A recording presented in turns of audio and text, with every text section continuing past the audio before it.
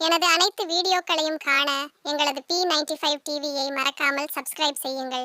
கதையின் பெயர் முயிஸ் மற்றும் மந்திர வனம். ஒரு சிறிய கிராமத்தில் முயிஸ் என்ற 7 வயது சிறுவன் வாழ்ந்து வந்தான். அவன் மிகவும் சுறுசுறுப்பானவன், சின்ன விஷயங்களிலேயே மகிழ்ச்சி அடையும் தன்மையுடையவன். முதியோர்கள் சொல்லும் கதைகளை கேட்டு மந்திர உலகங்கள் பற்றி அவனுக்கு ஒரு தனி ஆர்வம் இருந்தது. ஒரு நாள் முயிஸ் தன் பாட்டியிடம் இருந்து ஒரு பழைய கதையை கேட்டான். அந்த கதையில் கிராமத்துக்கு அருகிலுள்ள வனத்தில் ஒரு மந்திர கல்லறை இருக்கிறது என்று கூறப்பட்டது. அந்த கல்லறையில் சுமார் 100 ஆண்டுகளாக மறைந்திருந்தது ஒரு மந்திர புத்தகம்.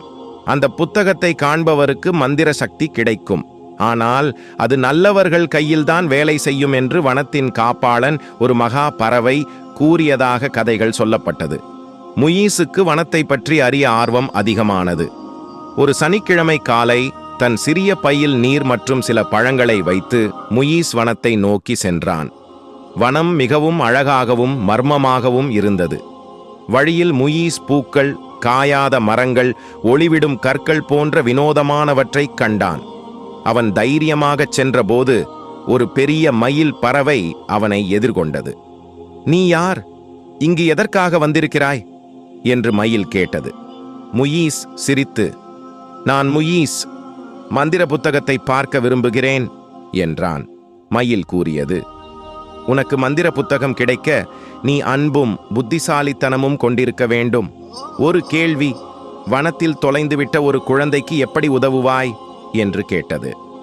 முயிஸ் சிந்தித்து, "அவனுடன் தோழனாக இருந்து அவன் வீட்டுக்கு திரும்பும் வரை கைவிட மாட்டேன்" என்றான்.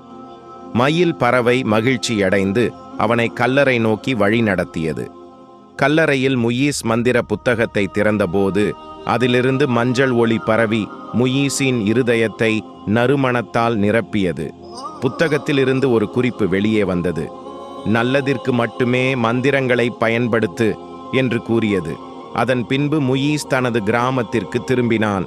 அவனுடைய மந்திர சக்திகளை பயன்படுத்தி உதவி தேவைப்படும் அனைவருக்கும் உதவியது. முயிஸின் வாழ்வு ஒரு சிறிய கிராமச் சிறுவனின் வாழ்க்கையை மாற்றி அனைவருக்கும் அன்பு, இரக்கம் மற்றும் மகிழ்ச்சியை ஏற்படுத்தியது.